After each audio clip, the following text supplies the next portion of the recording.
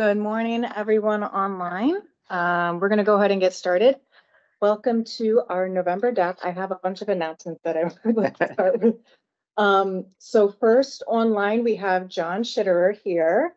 John Schitterer is our new representative from the development community. He's been working with Furt Realty for the past 40 years. He also has a background in landscape architecture, and we're really excited to have him with us. Say hi, John. Good morning, everyone. I'm excited to join. And just for clarity, it's 25 years with Federal Realty, not 40. And then in other news, Brian Kelly, our representative for academia, this was his last month and he's actually ill, so he could not attend with us today. So we have some interviews going on currently, and hopefully we will have our new members starting with us in the new year. And we don't have a December meeting, so this is going to be our last one of 2023. And so hopefully in January we can have a grand kickoff. Everybody can come in and we can have some treats, things like that. So with that, those were my announcements. Our first item for today is lot 25 in the Eastern Greenway area, and I'm really excited that these items are both coming today and actually happening. I think when we first reviewed one of the projects like 3 years ago, I don't think we ever saw that all of this would be happening in the way that it has. And so I'm going to go ahead and just turn it over to the applicant so you can start to tell the story. And I do see that we have a member of the public online. So after the presentation and panel, we will turn it over for opportunity to speak. Okay. Thank you. Good morning, everyone. Matt Gordon from Selzer Gervich and my colleague Bob Dalrymple is on virtually. We're excited to be here too. Before I hand it over to the team, I was just going to give some of the history because this has been a long time in the making. In 2018, part of this joint venture, I guess I'll take a step back. So the joint venture that's going to be here today for lot 25 and 44 are three parties. It's Monument Realty, Broad Branch Development, and Mosaic Realty Partners. So some of these joint venture partners have been involved since 2018. Which started when they acquired 4702 West Virginia Avenue. And at least Rod and Paul were on the DAP when they went through for that smaller project in 2019 and 2020, which was 19 condominium units fronting on the Greenway. And one of the challenges we had during that process was the property owner that is one over towards Tilbury Street that fronts on Tilbury had been approached a number of times and essentially will not sell her property, and that's the key piece for the Greenway, or one of the key pieces. And so at the same time, the joint venture had gone to the Department of Transportation to start talking about lot 44. And it took a couple years later until January of 21 when DOT finally released an RFP for both lots 25 and 44 because they wanted the parking to be addressed holistically, be consolidated. So at that point, the joint venture responded to the RFP in January of 2021. And from that point on, it still took another year before they were selected to negotiate the GDA. So we were in 2022 where we were given the green light to actually begin negotiating in earnest. And what took so long was the county executive, after the RFP was released, it emphasized the Greenway as well as the replacement parking. And they sort of said, well, we didn't include affordable housing, but we're going to require you to provide deeply affordable housing. So we had to spend a year going back and forth with DHCA and DOT, figuring out how we could do deeply affordable housing. And this all culminated with finally executing the GDA in 2023. So it took 5 years of process from the time when members of this group identified the opportunity. And through that whole time, they work with the community. They've been working with the Parks Department and Planning Department, coming up with the sort of the vision for the Greenway. So for that aspect of it, being able to coordinate has been really helpful. But we're excited to finally be here and move forward with the entitlements. And I want to hand it over to Ryan Kim from Monument Realty to give you a high-level overview of the general development agreement in terms of the public benefits that they're delivering. Yeah, thanks, Matt. So yeah, focusing on the lot 25 piece, they're summarized there, but obviously replacing the two parking lots the two things that the lot 25 piece is giving back is the 145 spaces of structured parking in the county garage within our building, plus the approximately half-acre park to our east that will create the northernmost edge of the Eastern Greenway. And then, as Matt mentioned, the affordable units, we're going to have the 15% kind of typical MPDUs at 70% AMI, and then we're adding an additional 5%. I think it's about 11 units of deeply affordable units at 50% AMI. So just kind of reorienting ourselves before we jump into it, but I'll hand it over to Jeremy and then Trini to talk through. Yeah. The DAP And then just really, we'll talk about lot 44 in the next hour, and some of their representatives should be here in the next few minutes, but their portion is a 7,000 square foot greenway that'll be integrated with Chase Avenue Urban Park. And then they have an option for rental, but they're pursuing a for sale project. And the challenge there with providing affordable MPDUs, for sale MPDUs, and as opposed to like a fee in lieu, which is what 99% of the projects that build condos do, is they had to discount the sales prices considerably, as well as the condo fees. And that was baked into the general development agreement, but we'll talk about that more in the next round. Jeremy, you want to take it from here? Sure. Yeah, just so this site plan orients, I think everyone's familiar with the area. Lot 25 is really the anchor of the north part of the Eastern Greenway. And really but the north end of the master plan in Bethesda, the yellow indicates the commercial districts, and lot 25 and 44 are really key parts of this transition from downtown commercial Bethesda to our friends at the Bethesda Civic Association and the residential single family neighborhood to the east and to the north of this site as well. Showing the context, I think you can see, the existing low-rise development facing Wisconsin, not part of this project, and Tilbury Street facing residential homes and the commercial, the blend of commercial on the west side of Wisconsin, high rises, and the transition to this quiet residential neighborhood to the east is really our chief challenge here. From the master plan, you see how the Greenway is a part of this, key part of this site, connecting all the way down to Cheltenham Urban Park. Between 44, 25, and the proposed 8001 Wisconsin, we're really achieving the biggest chunks of this Greenway that I think are in the near-term future for downtown Bethesda. Turn it over to Trini to talk about site plan and where she's working. Great. Good morning, everyone. So, our presentation is a summary of where we've been. We actually have been meeting with the planning staff and parks, sort of to kind of frame this, not as an isolated piece, but as a larger vision for this Greenway. So we've started, sort of looking at the master plan, at the guidelines, what is the vision for that Greenway, and these particular two parcels, along with the one in the middle, are able to provide a very, very big component of that Greenway.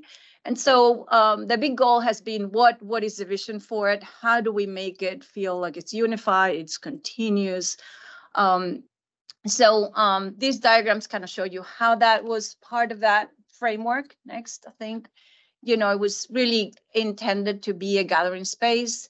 Our initial inspiration for this and sort of kind of soul for the place was this idea of looking at the braided stream as a concept. Is that idea of fluidity, of movement, of connectivity. And you can see in this diagram, so the lot 25 is the one to the right, which is the largest piece of this Greenway, of this northern part of the Greenway, and how it moves through the, next piece along Tilbury, 8001 Wisconsin Avenue. And then it makes a shift towards the west, which is really what makes it so unique about this assemblage of parcels. Is allows for the vision to actually come true, and then ultimately link into the Chevy Chase Park. So on the northern part, the 25 lot, we have I think the best opportunity to create a larger gathering space. And we're thinking of it to be really as green as possible. It really is the place where the community can gather together. But the idea was designed in a way that it would be flexible. So it allows for smaller gatherings, for larger gatherings, for the community, to use as a place, to be with nature. And obviously at the very northern end, we're envisioning more of a plaza space as a terminus to that entire greenway as you move west towards the downtown and the commercial areas.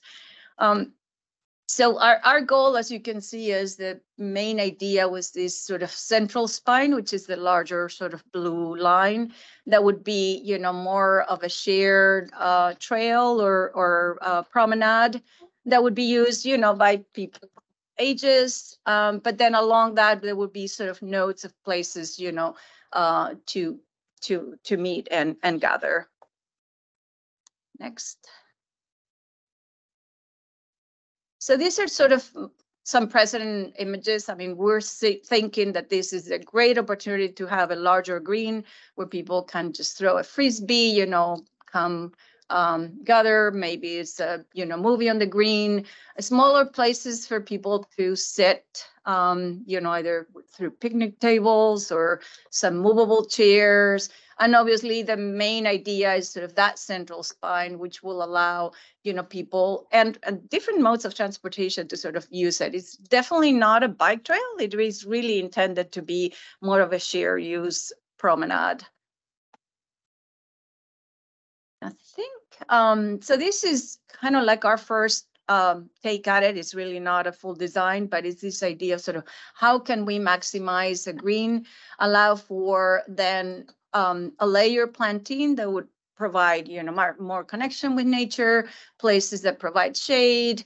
And the one thing that is sort of been important in our design is working with the architects to make sure that the edges are really activated. So the building actually has all the active use fronting onto the park. We have the amenity areas, the lobby, and then residential units fronting all the northern side of that are residential units, which we're providing for a little bit of buffer so that place feels, there is a transition between the more private to the public. And then, of course, you can see sort of the meandering spine at the the right-hand side, sort of meandering its way through. And then a minor path to the left with sitting nodes. And we're thinking that these sitting nodes will have a variety of sitting opportunities. So they're not all, just benches. There may be some swings, some built-in walls, and of course, the idea of potentially even introducing some more engaging sort of artistic elements. And, just lastly, I just want to say, we did incorporate the streetscape. You can see that it's sort of following the Bethesda streetscape standards. You can see the connections all the way west to Wisconsin Avenue, and then how it interacts with the greenway. Jeremy, I think I'll pass it on to you again. Sure. So in looking at this site, I'll get into some issues. One of the big issues is the grade on this site as it falls down to the east. I'll talk about that more, but the initial zoning for this site calls for a 70-foot height limit and as well as there are about 3 or 4 residential properties to the north of the site that are zoned residential. So the zoning calls for a height limit to match that height limit, which is 35 feet, and then sloping the allowable height at a 45-degree angle away from that. So we have requiring us to provide this active park, which is about a half an acre measured from the back of the curb. So that results in about plus or minus a 93-foot deep greenway measured from the curb to the face of the building. So as we transform the building, we've also, I think Matt didn't mention it, but we are subject to increased height due to providing a public facility, which is the public parking that will be provided on this site. And we've taken that to be about 12 foot, essentially the height of the ground floor parking level. But that ground level is pushed into the ground a little bit, and we'll talk about that as we go around. So that gives us a taller building. You know, our height will round out at plus or minus 82 feet as measured from the measuring point, which will be along Highland Avenue, which we're taking as our front door, if you will. By transforming the bulk, we've you can see here we've carved back some bays on Highland Avenue. We've carved a tower element at the transition between the Greenway and Highland Avenue here and here. This way, we want to pay attention both to Highland Avenue and to the Greenway facade as a transition to that neighborhood scale that we've been talking about. And we think dropping the apparent height at the corner, providing a series of bays facing the Greenway, and then that way the architecture can also easily step down to acknowledge that 45-degree slope to our height limit. And as it turns the corner around Maple, gives us an opportunity for the massing to really come in as a much less imposing wall on the Greenway than you might find at some of the other sites along the Greenway. So, and we've chosen here to carve out some balconies and outdoor space at the second floor to help articulate the base, as well as show this massing. We've done a number of things, and we can talk about this in greater detail on Highland Avenue, making a pedestrian connection for residents into the courtyard here, either through a glass wall, series of steps. But our main entrance, we contemplate in this tower element along Highland at the juncture of Highland and the Greenway, giving us a lot of activation of the Greenway, making that a feature of the building and sort of the building's front door. So just talking about showing the massing in context, and we'll talk about the courtyard as well.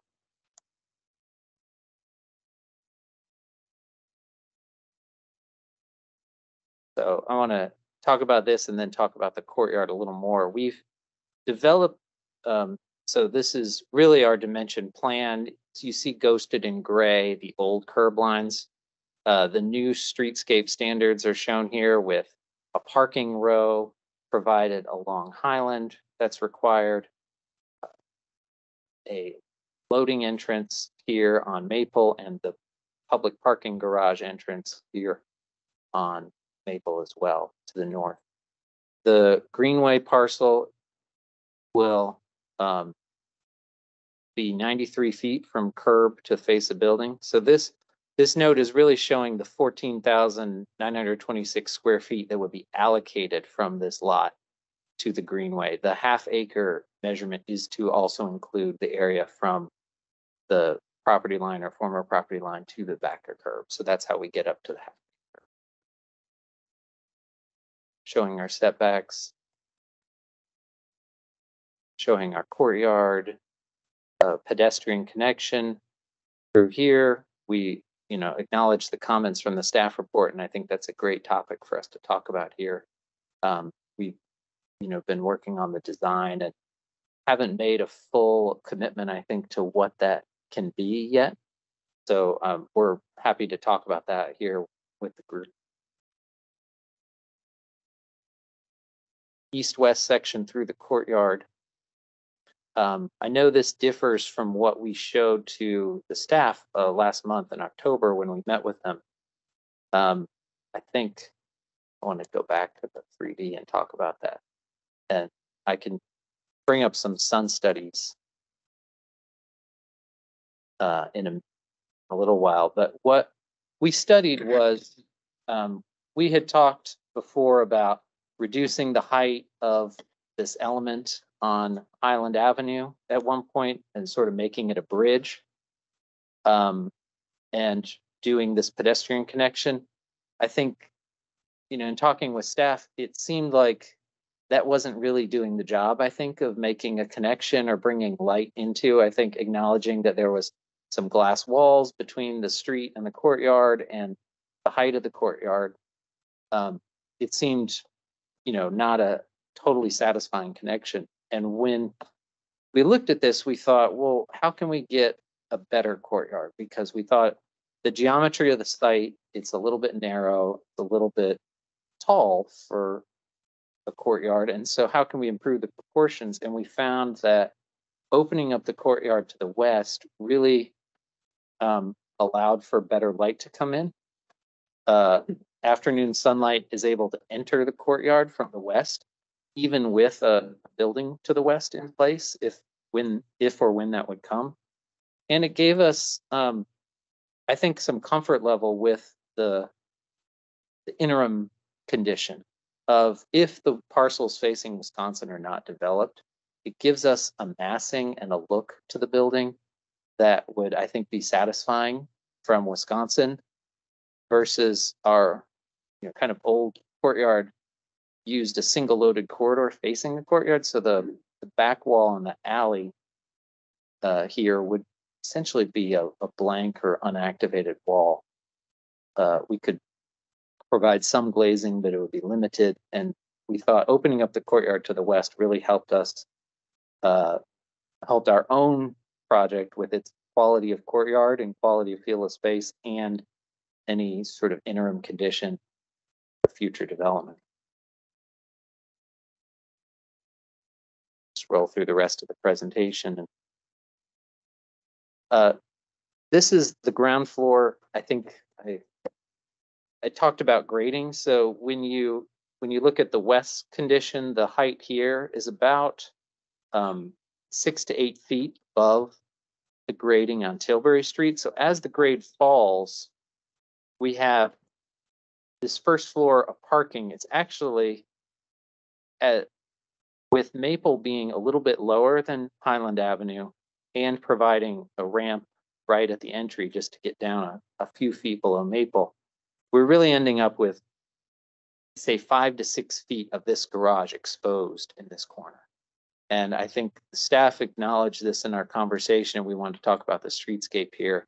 We have some 3D renderings we could show to help talk about that character.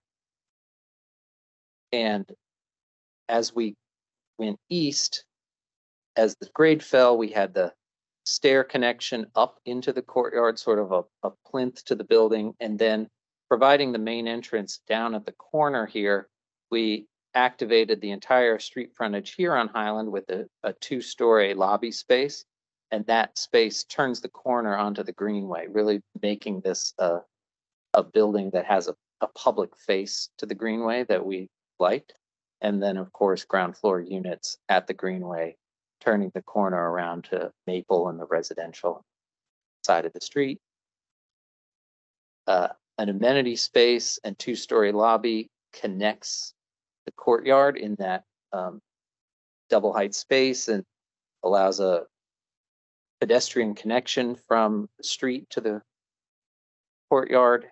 I think this is where, you really allow the public space of indoor outdoor to connect to each other, and even have some, if not visual, some connection down to the greenway and help integrate the entire site across the outdoor space. This is the 3rd floor plan. Essentially, what we were showing in the last planning meeting showed to staff, showed this single loaded corridor fronting on the alley and inward facing units.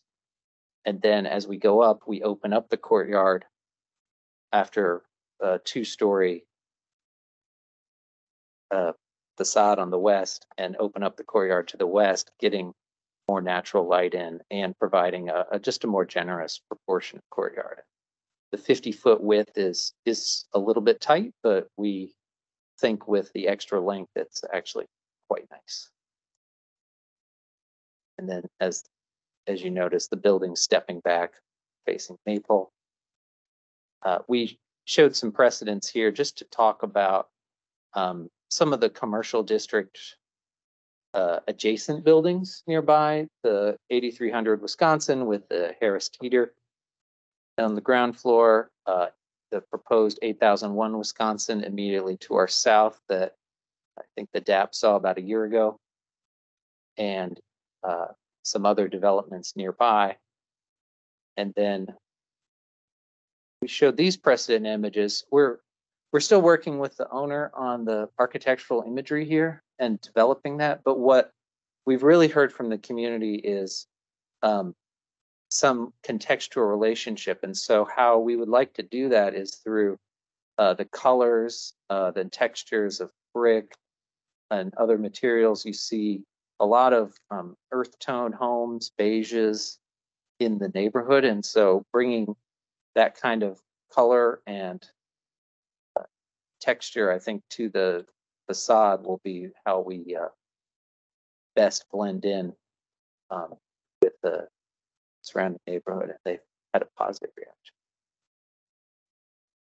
So I think I've acknowledged a few of the staff comments already in the presentation, but if you want to go ahead and then if you need to get into that further, I can show some supplemental presentation materials as well.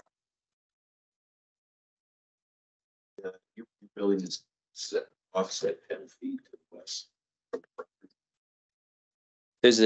On the west, there's a 10-foot wide alley.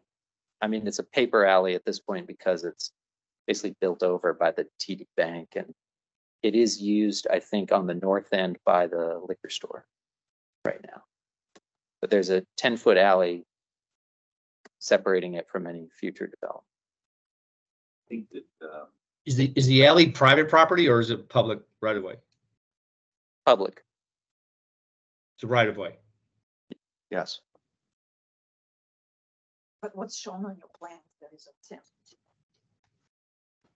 It's the 10-foot alley. The building is not set back from that alley. That's what you're asking. so I think I'm sorry, I was reading the notes. Stuff the notes from staff. We've read the notes, but we haven't talked about it. We read them out of meeting. So, but I think it's worth the discussion. You know, particularly the orientation of the courtyard. And I mean, you have to scratch your head and wonder, did you really look at orient it in a different direction, knowing that in all likelihood somebody will build that building, Wisconsin, in front of them.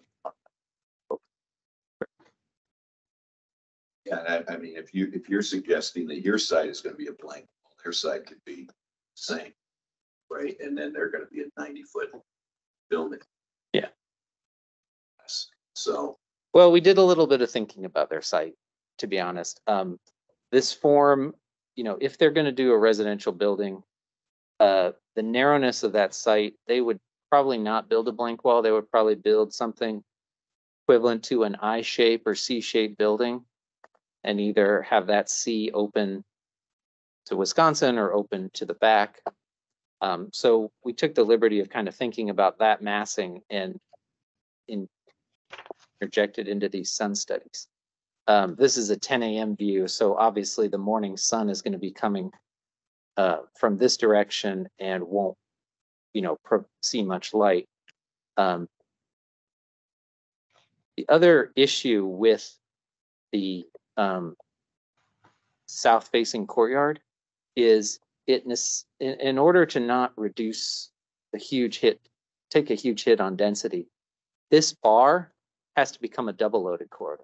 So we end up with units facing that building. And so you end up with a very narrow alley with units directly facing it. and having their only source of light being that. So I think the quality of units on that alley would become much, much less. Let me roll through the sun studies. This is again 10 a.m. in summer. This is 2 p.m. summertime. With the sun here, you would get full sun on the north face of the courtyard facades and a little bit, 50% or 35% shade within the courtyard. On a south facing courtyard, you'll get full sun on this north and east, but start to still get shadows cast into the courtyard on this facade. And you'll start to not yet showing shadows cast on this facade of the building, but rolling through. What's interesting to us most is sort of the 5 p.m. configuration. You do get some shadow cast by that building, but you get a long shadow open up to the full courtyard, and the courtyard gets, almost the same percent of sun it got at 2 p.m. With the south facade, south facing courtyard, you're dark. And so we thought, as counterintuitive as it seems, that the west facing courtyard actually offered a little bit more sun than the east facing. Reducing that mass on the western side to just the 2 levels at the base of the courtyard, it's really kind of unlocked this being, I think, more of the obvious choice than the south facing courtyard. And that's kind of shown through the sun studies. Yeah, this is vernal equinox at 2 p.m. Jeremy, if I could just add something. I'm Russell Hines with Monument Realty. We actually had both of these properties under contract. So we have been thinking about the entire block this whole time. The timing with the public-private partnership on Lot 25 didn't really match up with the goals of the folks, the 2 owners on Wisconsin Avenue, although we're still in discussion with one of the owners and potentially look at this as a phase 2 of this project. With all due respect, they're private properties, and of course the owners can do with them what they want. But we have been studying this property as an entire block development this whole time. And I think one of the comments that I got out of the staff meeting, where we originally had the donut essentially going all the way up, some of that was driven by density, because we had agreed with the county about certain deliverables, parking and affordable housing, and we needed to maintain a certain amount of density. But that blank wall, there was a comment about the blank wall, and maybe we could treat it in a certain way, but it was kind of bothering us really from the beginning. And we looked at both of these, and to be honest, we feel strongly about the west opening, partly because of how it relates to the building, that we know how it needs to lay out on Wisconsin Avenue, but also because of how the units that we end up with. We'd rather not have a full bar facing west into a 10-foot alley, even if we set back another 5 feet or something that maybe is manageable without losing too much density. It's still, those units are not as good as these units. And part of it is because, as you can see, it's a rectangle. It's generally oriented east to west. And so the bars just happen to work out better in this fashion. And the light, when we study it, we see that the light is actually better. So I think it was a comment that made a lot of sense. It was intuitively the right to ask, why not open up to the south? But with all the study that we've done, we really feel like the west opening makes the most sense. Let me show these SketchUp views we've done quickly. Sure, no, don't want to show them. On this topic, just one more question here. Did you, when you were lowering the western units, studying this, did you at all study the relationship of that opening would look like if it was not from the street, but from the park side? So you would have through light to the entire courtyard, and then the courtyard would have, park and close to the street. Did not study that. If you're really trying to connect the public space to the private space of the courtyard.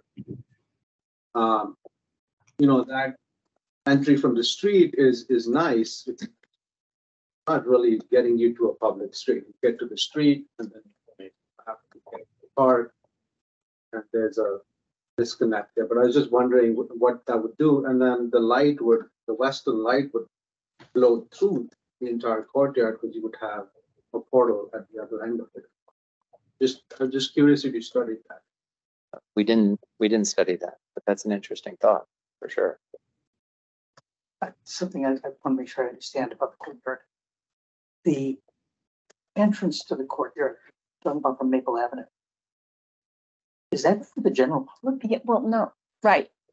This So- courtyard is private. I Right, mean, so I think who's it's just who's a, using that?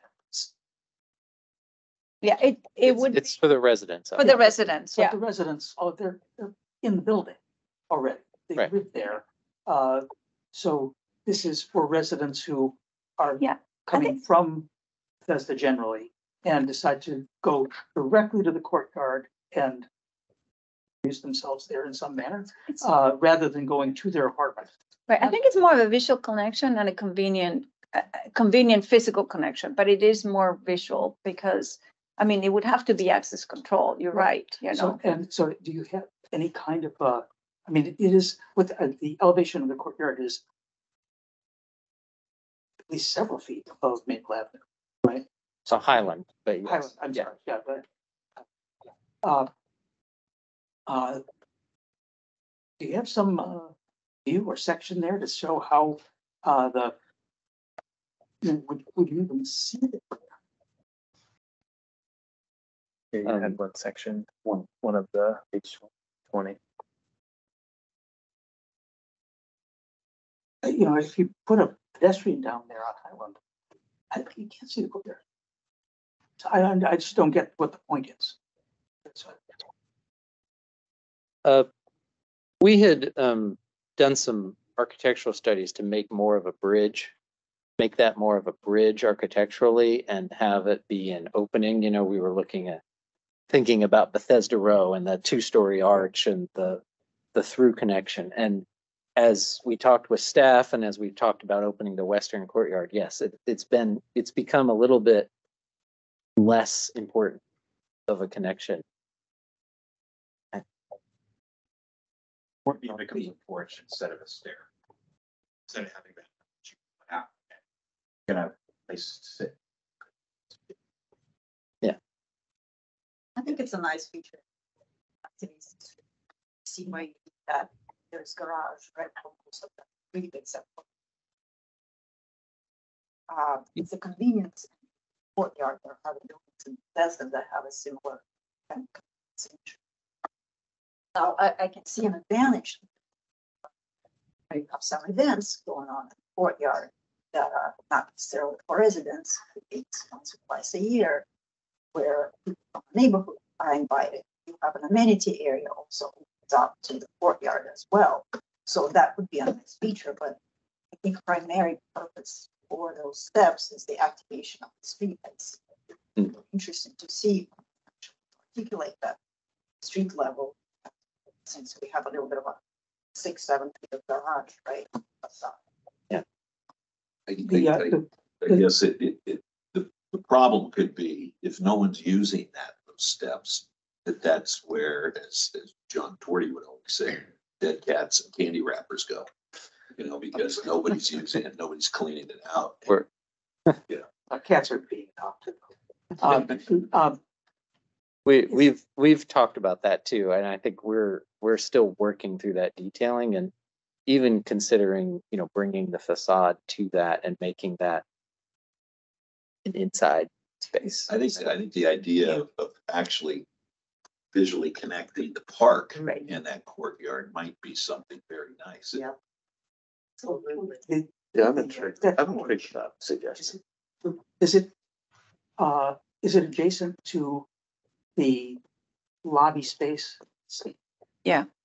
So Yeah. if that's that's a hotel type lobby into which the public is invited, because it's becoming more popular. then that could be outdoor space and that was Associated with a lot. associated with the lobby, in which case the general public would be there. They wouldn't have access. Right. But general public could have access to that from the lobby, and then it could be sort of. And then you have the a visual porch. connection, but yeah. A but not porch the that physical. overlooks Highland. Right. That seems like a possible thing, depending on how the lobby was programmed. Can we jump to page 23? See Hey, that? hey, Jeremy and Trini, can I ask you a question? Yeah. Sorry, jumping from online. Go, if you go back to page 20 for a second, your section. Did you guys consider driving that garage down another 3 or 4 feet to have a sidewalk treatment a little bit different than what we're looking at there? Well, let's talk about that issue because we have some supplemental images of that. This is something we developed showing the Highland Avenue facade.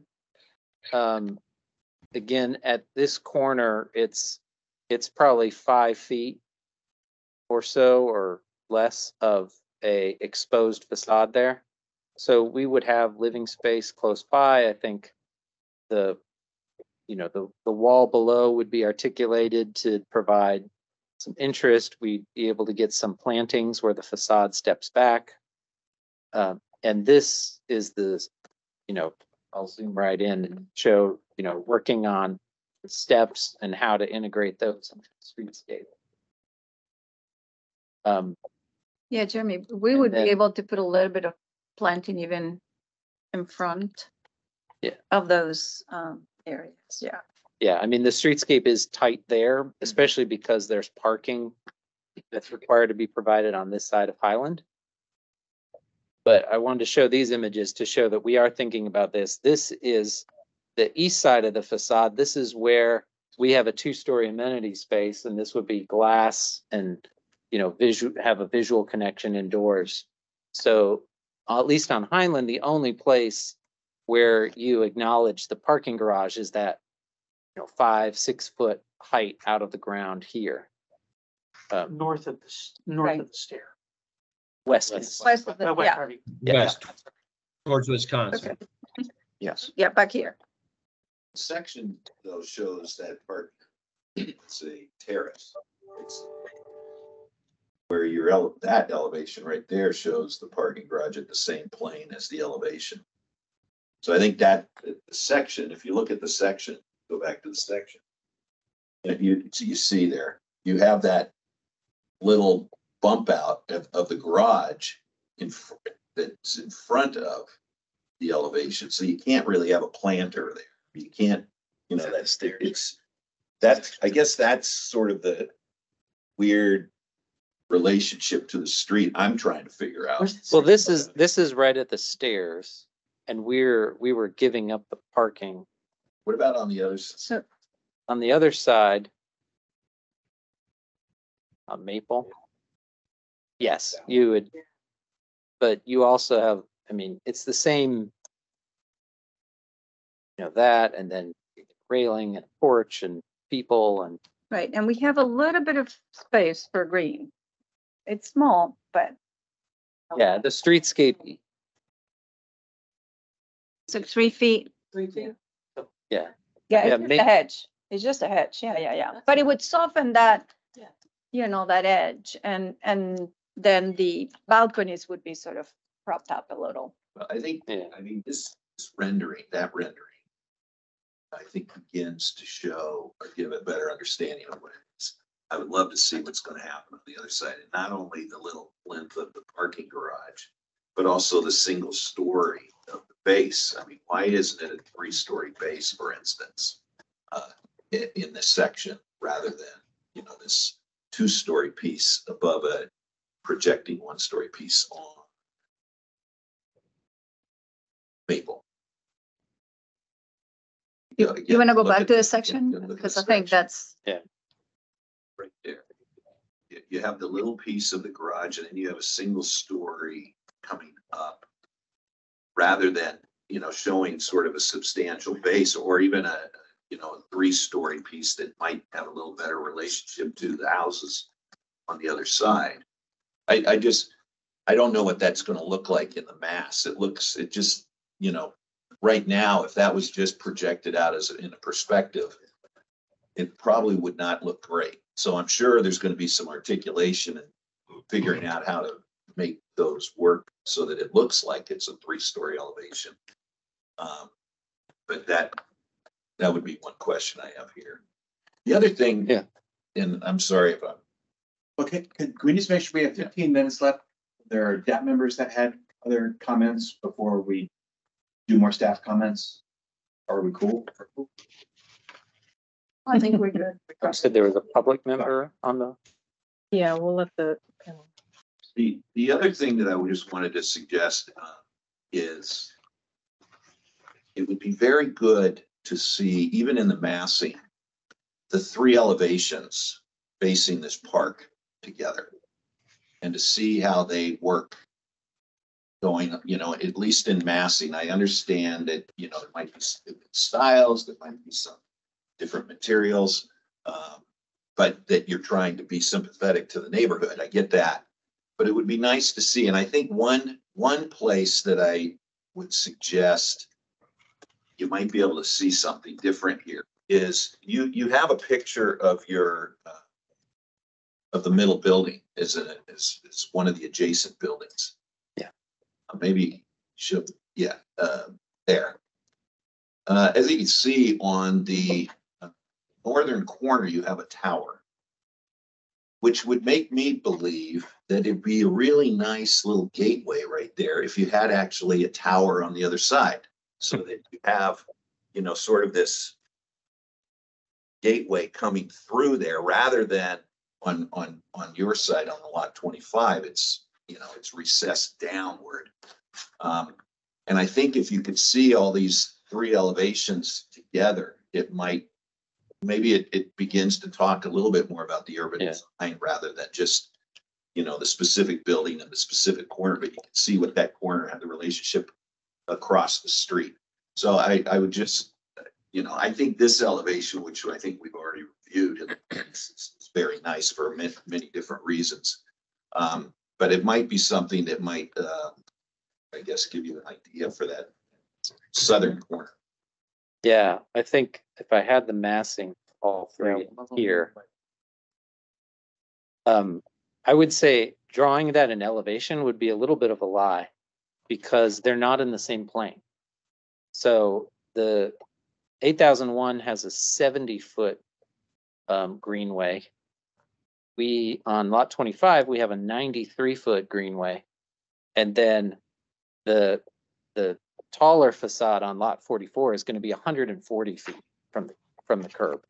So the planes are not aligned. So the tower element on 8001 actually makes, sense as an anchor turning this corner more than it would align in plane with this, because there's a 20-some foot difference. Well, even if you just showed them. But I agree, we just show all the masses together. Yeah. Because I see your point. I mean, it becomes you're looking at it from the north.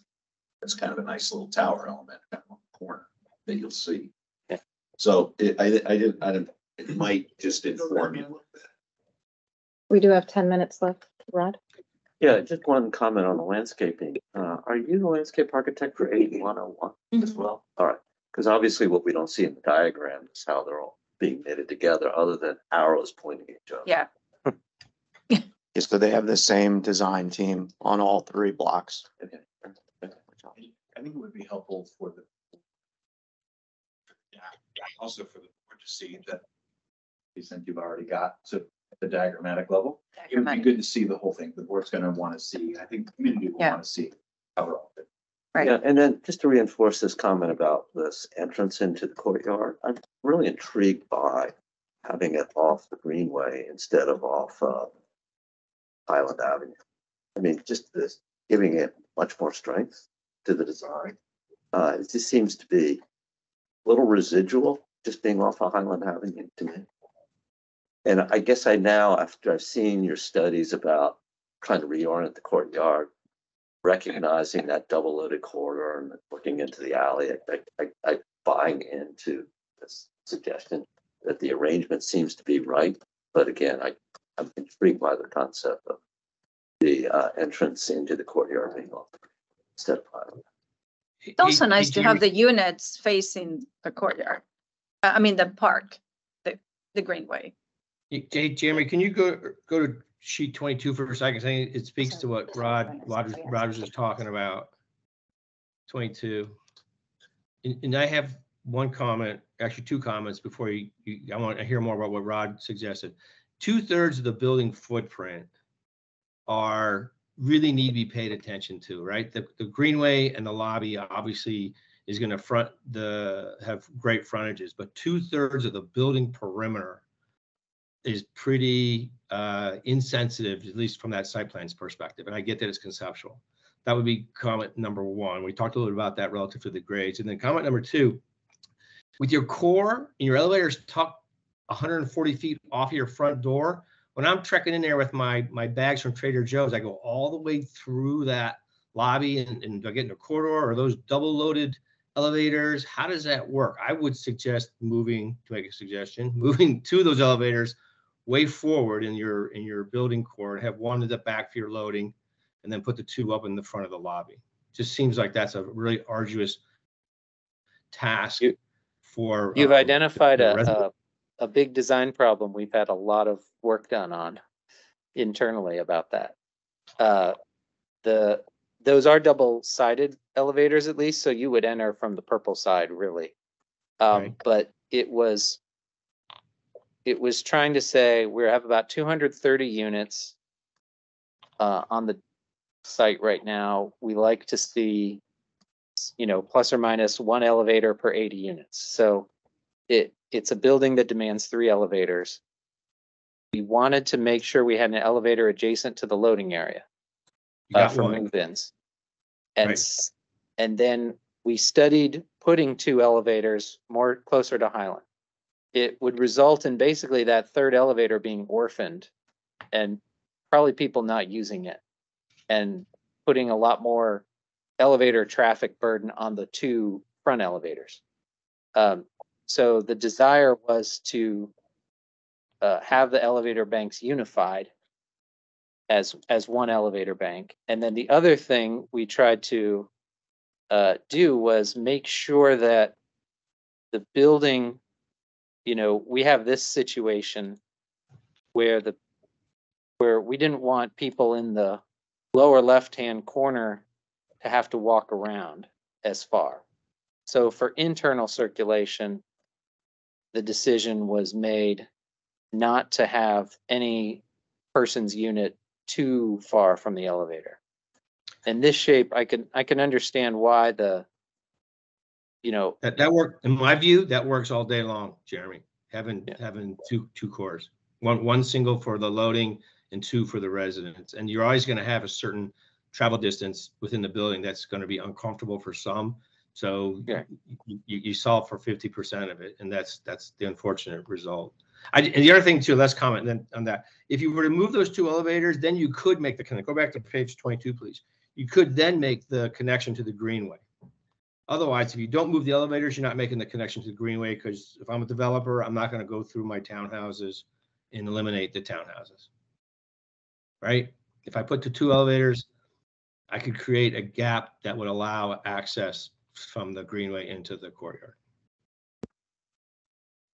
Is that a fair assumption? I think that's fair. I think we have not talked about this greenway connection, but Yeah.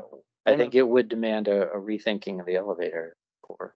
It would demand a rethinking of the whole first 2 floors on the greenway side, because the access from Highland right now is also a function of how much closer the courtyard is to Highland versus the greenway, and also the elevation issue you were talking about. You're stepping up over basically like utility areas within the garage versus stepping into the lobby and then up to the 2nd floor and then into the courtyard. So it's a dimensionally challenging problem, but we can look at it. So maybe for next time, some diagrammatic floor plans that options, that's the best adapt. Could we move south and have a service corridor reaching a service elevator from the loading zone, from the loading? Is there room for a service corridor? I Move the mean- whole 3 elevators from the south. Sure, if you moved all 3 here and And some kind of, I don't know. As an architect, they make a good landscape.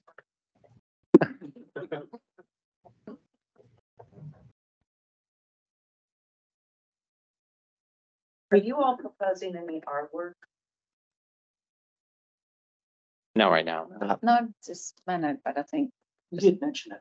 yeah, we did mention in the sunset. I mean, I think we're not gonna do like a potential dedicated sort of art, but having elements that are more engaging and more artistic.